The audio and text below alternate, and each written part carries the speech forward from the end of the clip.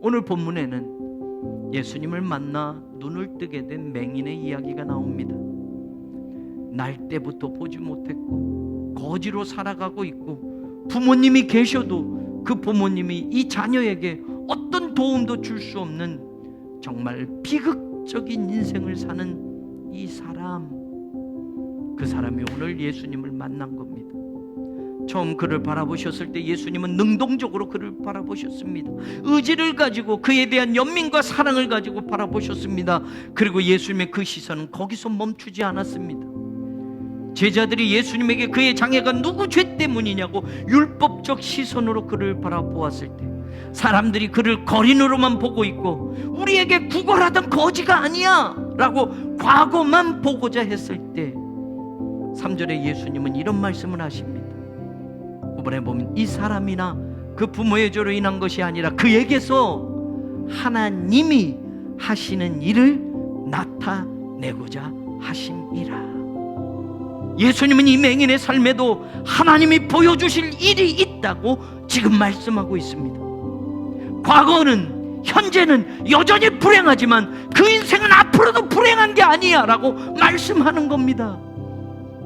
하나님이 하시는 일이 나타날 것이고 하나님이 이 사람의 인생을 통해서도 세상에 알게 하여 주시고 보여주실 특별한 삶이 있다라는 것을 예수님은 지금 말씀하고 계십니다.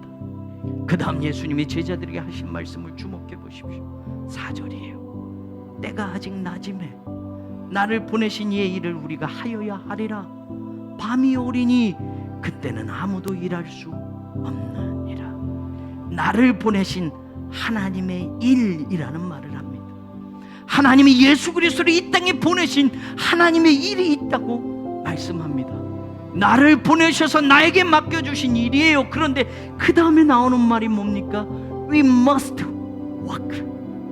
우리가 하여야 한다 라고 말합니다. 6절에 보시면 이 말씀을 하시고 땅에 침을 뱉어서 진흙을 이겨 그의 눈에 바르시고 이르시되 실로암 못에 가서 씻으라 하시니, 실로암은 번역하면 보냄을 받았다는 뜻이라. 이에 가서 씻고 밝은 눈으로 왔더라. 요한은 이걸 기록합니다. 실로암을 이야기할 때 실로암 연못의 장소보다 실로암 연못의 이름의 뜻, 보냄을 받았다라는 것에 주목하라는 겁니다. 예수님이 바로 영적 실로암입니다. 예수님이 우리 죄를 사하시고 구원하시기 위하여 보냄을 받으신 영적 실로암이십니다. 오늘 우리도 그 실로암에서 흑암에 살던 인생에서 광명의 빛을 비추임 받았고 죽을 수밖에 없던 인생에서 영생을 얻어 천국 백성이 되었기 때문에 그 하나님의 일을 예수님과 함께 예수님을 통해서 지금도 해 나가야 합니다. 컴컴한 흑암 속에 살던 인생, 광명한 빛으로 나아갈 것입니다. 모든 죄악이 실로암이신 예수님의 십자가의 그 보혈로 깨끗이 씻겨져서 거룩한 하나님의 자녀로 살아가는 은혜가 펼쳐져 갈 것입니다. 실로암 못에 가서 씻으라. 이제 우리가 세상을 향하여 외쳐야 할